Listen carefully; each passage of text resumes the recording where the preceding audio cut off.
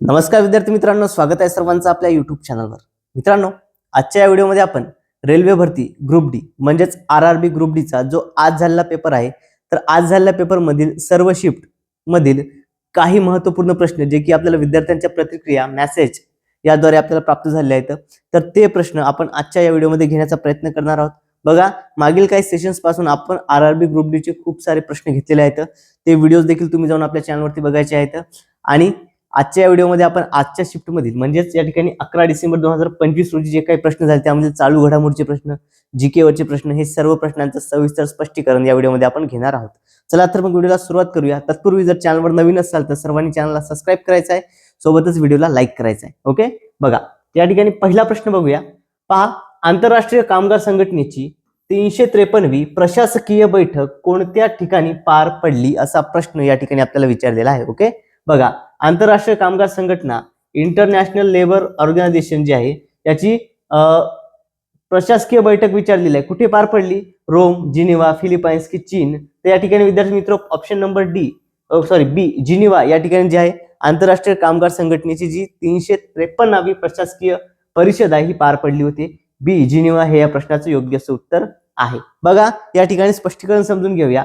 बघा, आंतरराष्ट्रीय कामगार संघटनेची स्थापना जी आहे ही 1919 मध्ये पहिल्या महायुद्धानंतर व्हाईसरॉयच्या तहाद्वारे झाली।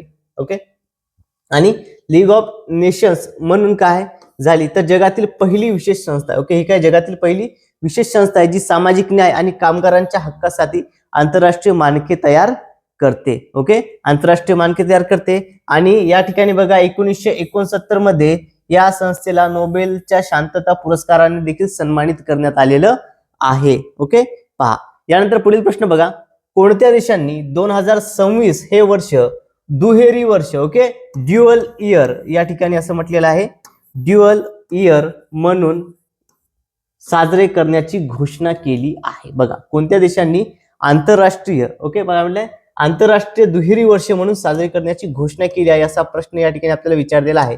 कोणते देश आहे बरं या ठिकाणी?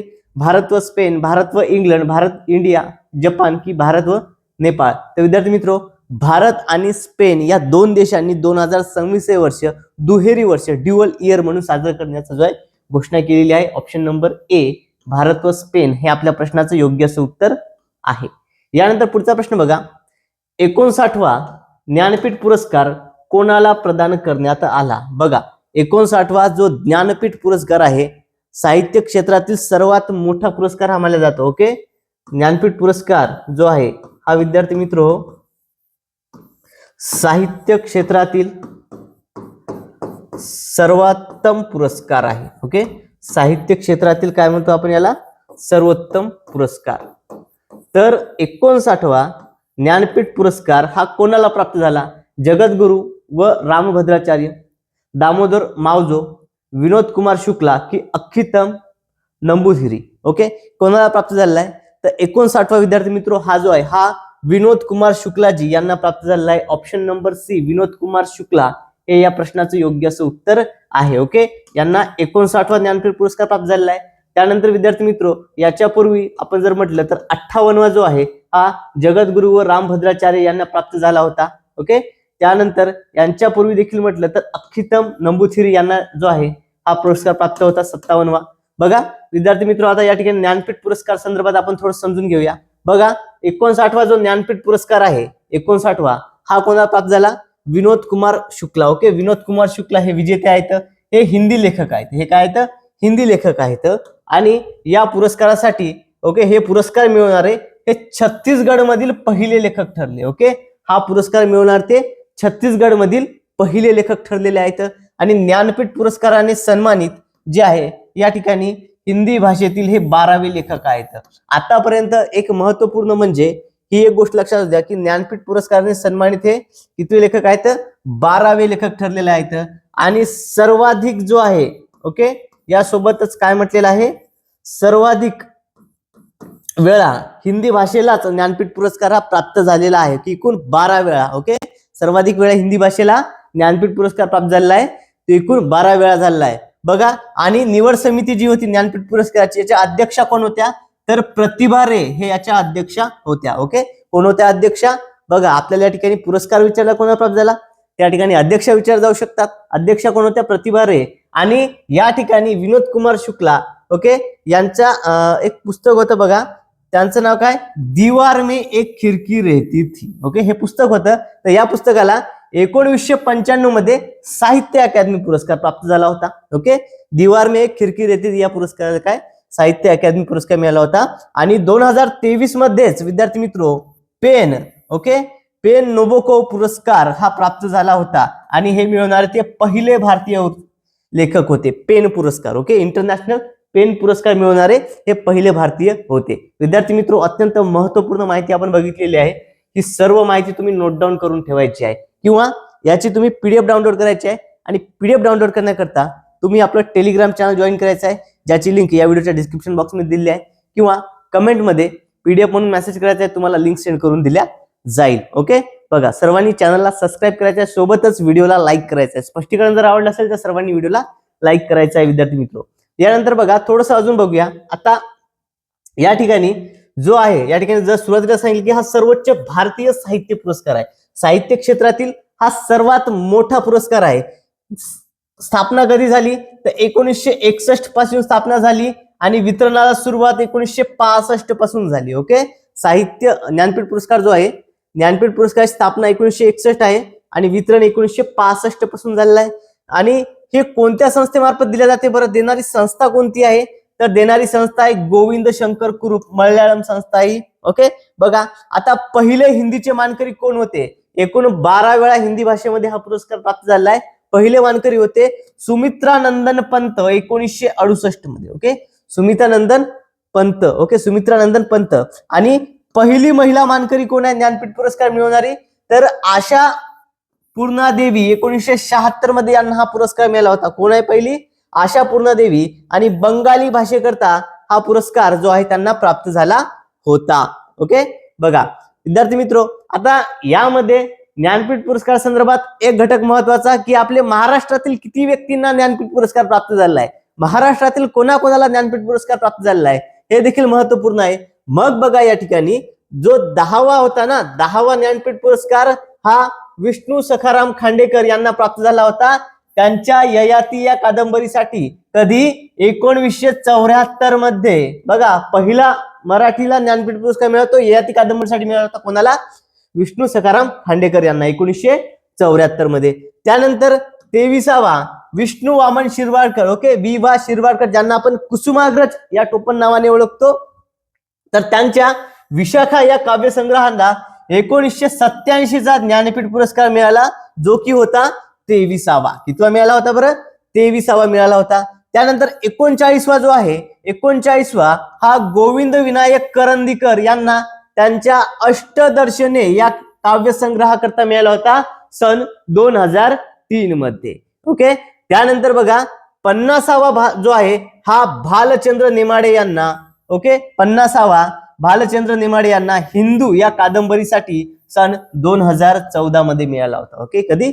2014 मध्ये. आता जवळपास 10 या ठिकाणी वर्ष उलटून गेलेले आहेत, तरी आता मराठीला साहित्य जो पुरस्कार आहे ज्ञानपीठ हा प्राप्त झालेला नाही. शेवटी कधी मिळाला होता?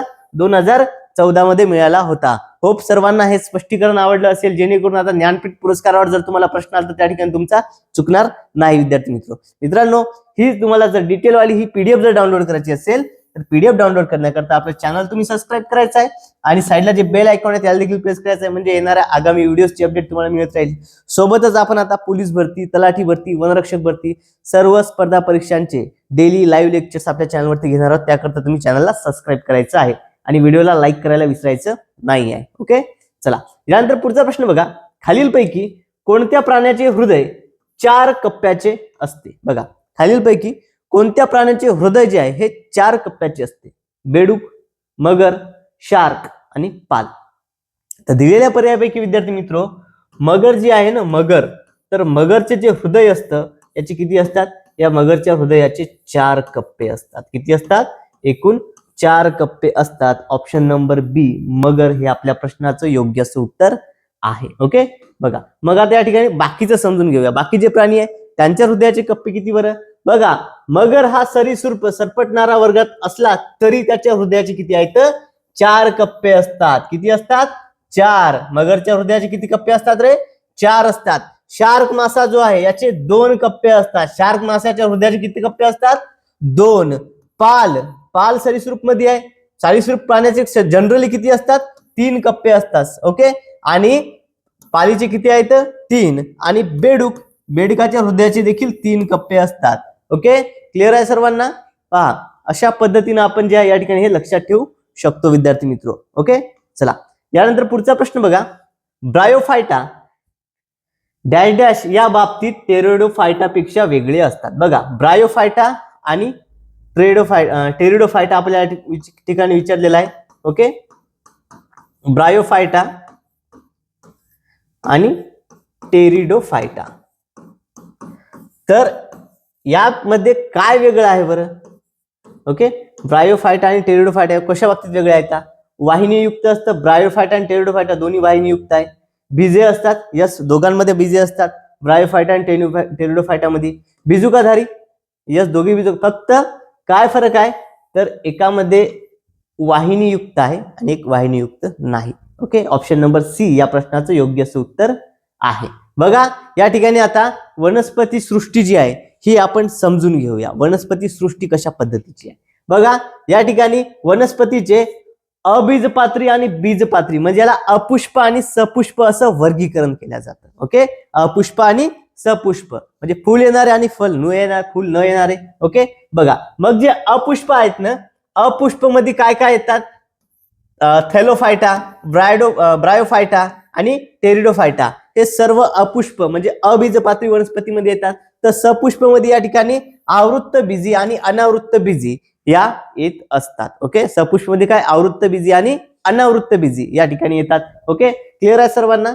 बघा, अशा पद्धतीने आपण हे लक्षात घेऊ शकतो. विद्यार्थी मित्र, ही पीडीएफ डाउनलोड करण्याकरता तुम्ही सर्वांनी आपल्या चॅनलला सबस्क्राईब करायचं आहे आणि कमेंटमध्ये पीडीएफ मेसेज करायचा आहे. तुम्हाला कमेंट त्या ठिकाणी लिंक सेंड करून दिल्या जाईल. ओके, सोबतच सर्वांनी व्हिडिओला लाईक करायचं आहे आणि जे विद्यार्थी पहिल्यांदा आपला व्हिडिओ बघत आहेत ओके, त्या सर्वांनी काय करायचं आहे? सर्वांनी चॅनलला सबस्क्राईब करायचं आहे आणि सोबतच साईडला जे बेल आयकॉन आहे त्याला देखील प्रेस करायचं आहे. म्हणजे येणाऱ्या आगामी व्हिडिओचे अपडेट तुम्हाला मिळत राहील आणि कोणताही व्हिडिओ तुमच्याकडून मिस होणार नाही. ओके, चला यानंतर पुढचा प्रश्न बघा. खालीलपैकी उत्तर पूर्व रेल्वे विभागाचे मुख्यालय कोणते आहे? ओके, बघा, खालीलपैकी कोणते उत्तर पूर्व रेल्वेचे मुख्यालय आहे? भुवनेश्वर, हाजीपूर, गुवाहाटी की गोरखपूर? तर विद्यार्थी मित्र, या ठिकाणी कोणता आहे? गोरखपूर आहे. Okay, Gorakhpur option number D आपल्या प्रश्नाचं योग्य असं उत्तर आहे. बघा, या ठिकाणी भारतात जे आहे ओके, भारतामध्ये सध्या रेल्वेचे एकूण 18 विभाग आहेत. किती विभाग आहेत? एकूण 18 विभाग आहेत. भारतीय रेल्वेचे सध्याला किती विभाग आहेत बरं? 18 विभाग त्या ठिकाणी येतात. आणि यापैकी मुंबईला 2 विभाग आहेत. मुंबईमध्येच 2 विभाग आहेत आणि कोलकाता या ठिकाणी 3 विभाग आहेत. ओके, मुंबईला 2 आणि कलकत्ता या ठिकाणी 3. यामध्ये मध्य रेल्वेचं मुख्यालय कुठे येतं? मुंबई या ठिकाणी. पश्चिम रेल्वेचं देखील मुंबईलाच आहे. ओके, उत्तर रेल्वेचं मुख्यालय दिल्लीला आहे. पूर्व रेल्वेचं मुख्यालय कोलकाताला आहे. दक्षिण रेल्वेचं चेन्नई, पूर्व मध्य हाजीपूर, पूर्व तट जो आहे भुवनेश्वर, उत्तर मध्यचं इलाहाबाद, पूर्वोत्तर ज्याला उत्तर पूर्व होतं आपलं गोरखपूर. ओके, पूर्वोत्तर सीमा गुवाहाटी, उत्तर पश्चिम जयपूर, दक्षिण मध्य जे आहे सिकंदराबाद. ओके, बघा, या ठिकाणी असं आहे विद्यार्थी मित्र. आता सिकंदराबादचं जे आहे मुख्यालय याच्यामध्ये कोणकोणते डिव्हिजन येतात? याच्यामध्ये हैदराबाद, नांदेड, सिकंदराबाद हे 3 डिव्हिजन येतात. ओके, या ठिकाणी आपल्याला पूर्वोत्तर जे होतं, पूर्वोत्तर ज्याचं गोरखपूर उत्तर होतं, यामध्ये लखनौ येतं, इजायतनगर येतं आणि वाराणसी हे 3 येतात. ओके, बघा विद्यार्थी मित्र, तुम्हाला ही पीडीएफ डाउनलोड करायची असेल तर तुम्ही या ठिकाणी चॅनलला जॉईन करायचं आहे, सबस्क्राईब करायचं आहे आणि आपलं टेलिग्राम चॅनल तुम्ही जॉईन करायचं आहे. तिथे ही पीडीएफ त्या ठिकाणी अवेलेबल केलेली आहे. ओके, बघा, तुम्ही डिटेलमध्ये त्या ठिकाणी समजू शकता. या ठिकाणी पुढचा प्रश्न बघा. भारतीय राष्ट्रसभेचे ग्रामीण भागातील पहिले अधिवेशन फैजपूर येथील जे अधिवेशन झालं फैजपूर या ठिकाणी, येथील अध्यक्षपद कोणी भूषवलं बरं? बघा, ग्रामीण भागातल्या फैजपूर अधिवेशनाचं अध्यक्षस्थान कोण होतं फैजपूरच्या ठिकाणचं? ओके, अध्यक्ष विचारलेले आहेत आपल्याला. अध्यक्ष महोदय कोण होते त्या ठिकाणी? पंडित जवाहरलालजी नेहरू, महात्मा गांधी, सी वल्लभभाई पटेल आणि M.N. रॉय. ओके, मानवेंद्रनाथ रॉय असं यांचं आहे पूर्ण नाव. तर विद्यार्थी मित्र, जे ग्रामीण भागातलं पहिलं अधिवेशन होतं फैजपूर या ठिकाणी झालं, तर त्या अधिवेशनाचे अध्यक्ष होते Pandit Jawaharlalji Nehru. Option number A आपल्या प्रश्नाचं योग्य असं उत्तर आहे. ओके, कोण होते? पंडित जवाहरलाल नेहरू. हे त्या ठिकाणी अध्यक्ष होते. आणि हे खास असं म्हटलं तर हे शेतकऱ्यांचं आंदोलन होतं. ओके, काय होतं हे खास आपण म्हणू शकतो की हे शेतकऱ्यांचे अधिवेशन होते, शेतकऱ्यांचे अधिवेशन म्हणून ओळखल्या जाते. आणि ग्रामीण भागातलं पहिलं अधिवेशन होतं फैजपूरचं. ओके, सगळ्यात महत्वपूर्ण म्हणजे ग्रामीण भागातलं एकमेव खेड्यात झालेलं अधिवेशन आहे ते म्हणजे फैजपूरचं अधिवेशन. आता थोडस डिटेलमध्ये या ठिकाणी आपण समजून घेऊया. बघा, भारतीय राष्ट्रसभेचे ग्रामीण भागातील प्रथम अधिवेशन हे फैजपूर या ठिकाणी होते. ठिकाण होतं फैजपूर, जिल्हा आहे जळगाव, महाराष्ट्र राज्य. ओके, कधी झालं 1936 मध्ये. कधी झालं हे 1936 मध्ये. आणि अध्यक्ष होते पंडित जवाहरलालजी नेहरू, हे त्या ठिकाणी अध्यक्ष होते. यामध्ये शेतकऱ्यांचा सहभाग हा विशेष होता. यामध्ये या अधिवेशनात सुमारे 40,000 ओके 40,000 शेतकरी मोठ्या संख्येने सहभागी झाले होते. आणि काँग्रेस पक्षाला शेतकरी वर्गाशी अधिक जवळून जोडणे हा या ग्रामीण भागातील अधिवेशनाचा मुख्य उद्देश त्या ठिकाणी होता, की जे शेतकरी आहे त्यांना काँग्रेसशी जोडणे. ओके, चला क्लिअर आहे सर्वांना. यानंतर नेक्स्ट क्वेश्चन पहा. सन 1858च्या राणीच्या जाहीरनाम्यानुसार कोणत्या धोरणाचा अंत करण्यात आला? बघा, व्हिक्टोरिया राणीचा जो 1858चा जाहीरनामा दिल्ली दरबारामध्ये झाला होता. ओके, कुठे वाचून दाखवण्यात आला होता बरं हा? ओके, दिल्ली येथील दरबारात हा वाचून दाखवण्यात आला होता. ओके, बघा दिल्ली दरबार होता, तिथे लॉर्ड कॅनिंग याने हा वाचून दाखवला होता. तर विद्यार्थी मित्र, कोणत्या धोरणाचा अंत झाला? विस्तारवादी, साम्राज्यवादी, वसाहतवादी की दहशतवादी? तर या ठिकाणी ब्रिटिशांचं जे साम्राज्यवादी धोरण होतं, ओके साम्राज्यवादी, तर त्याचा अंत झाला. या ठिकाणी नवीन साम्राज्य त्या ठिकाणी विस्तारित होणार नाही असं त्यामध्ये होतं. बघा काय सांगलेलं आहे. बघा 1 नोव्हेंबर 1858 हा वाचून दाखवला लॉर्ड कॅनिंग याने अलाहाबाद या ठिकाणी वाचून दाखवला होता. ओके, बघा या ठिकाणी काय भारतातील सर्वच जिल्ह्यात तो वाचून दाखवण्यात गेल्यानंतर आणि तरतुदी काय होत्या, तर सर्व भारतीय व्यक्ती ब्रिटिश राज्यसत्तेचे प्रजाजन आहेत. भारतीयांच्या धार्मिक बाबतीत सरकार हस्तक्षेप करणार नाही. सर्वांना कायद्याचे समान संरक्षण प्राप्त होईल आणि ब्रिटिश सरकारला यापुढे राज्य विस्तार करण्याची इच्छा नाही. ओके, याच्या पुढे काय राज्य विस्तार, साम्राज्य विस्तार हे जे धोरण आहे याचा नायनाट त्या ठिकाणी काय म्हणतो आपण, साम्राज्य विस्ताराचं हे धोरण संपुष्टात आले. ओके, काय हे धोरण संपुष्टात आले. विद्यार्थी मित्र, सर्व जर व्हिडिओ आवडत असेल, स्पष्टीकरण असेल, सर्वांनी व्हिडिओला लाईक करायचं आहे. ओके, आणि जर अजूनही आपल्या चॅनलला तुम्ही सबस्क्राईब केलं असेल तर सर्वांनी चॅनलला सबस्क्राईब करायचं आहे आणि सोबतच पीडीएफ डाउनलोड करण्याकरता कमेंटमध्ये मेसेज करायचा आहे. भारताशिवाय अन्य कोणत्या, ओके अन्य आहे त्या ठिकाणी, अन्य कोणत्या लोकशाही राष्ट्रांच्या राज्यघटनेमध्ये नागरिकांच्या मूलभूत कर्तव्याची यादी समाविष्ट करण्यात आलेली आहे? बघा, भारतामध्ये जशी मूलभूत कर्तव्यांची यादी आहे तशीच अन्य कोणते देश आहे ज्यांच्यामध्ये देखील मूलभूत कर्तव्य आहेत? America, Japan, Canada, France. Okay, कोणता देश आहे? तर भारताच्या व्यतिरिक्त विद्यार्थी मित्र हो, जपान या देशाच्या राज्यघटनेमध्ये देखील मूलभूत कर्तव्य जी आहे, मूलभूत कर्तव्याची यादी ही समाविष्ट आहे.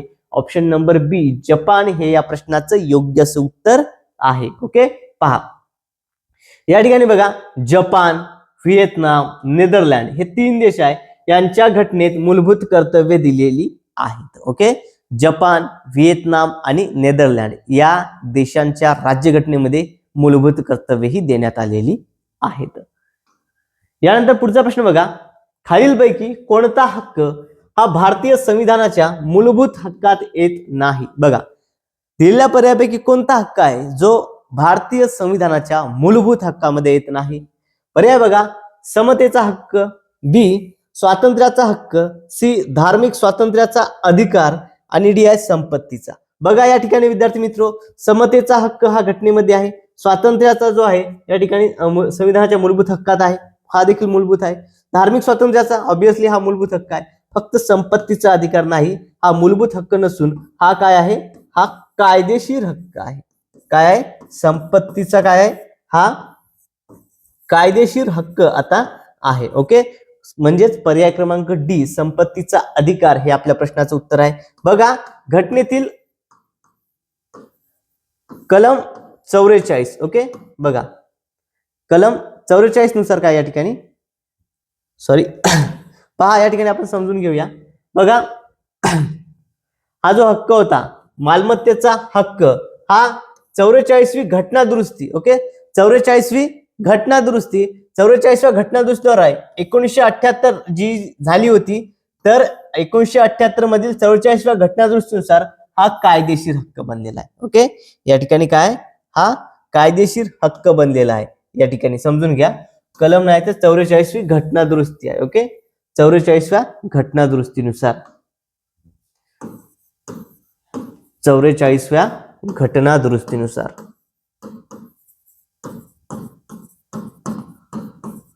ओके 44व्या घटना दुरुस्तीनुसार जी झाली होती 1976 मध्ये. तर याद्वारे काय आहे विद्यार्थी मित्र तर हा जो हक्क आहे हा कायदेशीर हक्क बनला आहे आणि संपत्तीचा हक्क हा संविधानाच्या मूलभूत संरचनेचा भाग नाही. ओके बघा यानंतर पुढचा प्रश्न बघूया. पुढील प्रश्न पहा महत्वपूर्ण असा प्रश्न आहे. भारतातले पहिले फुलपाखरू अभयारण्य कोणत्या राज्यात स्थापन करण्यात आले आहे. ओके बघा या ठिकाणी भारतातलं पहिलं फुलपाखरूचं गाव म्हटलेलं आहे. फुलपाखरू अभयारण्य कोणत्या राज्यात स्थापन करण्यात आलेलं आहे. पर्याय बघा महाराष्ट्र, हिमाचल प्रदेश, केरळ की उत्तर प्रदेश. बघा पहिलं फुलपाखरू अभयारण्य जे आहे देशातलं हे कुठे स्थापन करण्यात येणार आहे तर हे केरळमध्ये option number A okay sorry option number C Kerala हे या प्रश्नाचं उत्तर आहे. कुठे स्थापन करण्यात आलं तर हे केरळमध्ये स्थापन झालेलं आहे. ओके चला बघा या पद्धतीचा आहे विद्यार्थी मित्र होप सर्वांना आजच्या या व्हिडिओमधले प्रश्न समजले असतील. ओके बघा सर्वांनी काय करायचं आहे एक वेळ व्हिडिओला लाईक करायचं आहे आणि जर तुम्ही अजूनही आपल्या चॅनलला तुम्ही जर सबस्क्राईब केलं नसेल ना तर सर्वांनी काय करायचं आहे सर्वांनी चॅनलला सबस्क्राईब करायचं आहे. साईडला जे बेल आयकॉन आहे त्याला देखील प्रेस करायचं आहे. आणि जर तुम्हाला या प्रश्नांची ही पीडीएफ डाउनलोड करायची असेल तर पीडीएफ डाउनलोड करण्याकरता आपलं टेलिग्राम चॅनल तुम्ही जॉईन करायचं आहे ज्याची लिंक या व्हिडिओच्या डिस्क्रिप्शन बॉक्समध्ये दिलेली आहे. ओके बघा मित्रांनो आजच्या या व्हिडिओमध्ये एवढंच. भेटूयात पुढच्या व्हिडिओमध्ये. Thank you so much. आणि महत्वपूर्ण म्हणजे जर तुमचा आज पेपर झालेला असेल तर या व्हिडिओच्या कमेंटमध्ये कोणते प्रश्न तुम्हाला विचारण्यात आले होते हे तुम्ही मेसेज करून टाकायची आहेत. ओके चला भेटूयात पुढच्या व्हिडिओमध्ये. Thank you so much.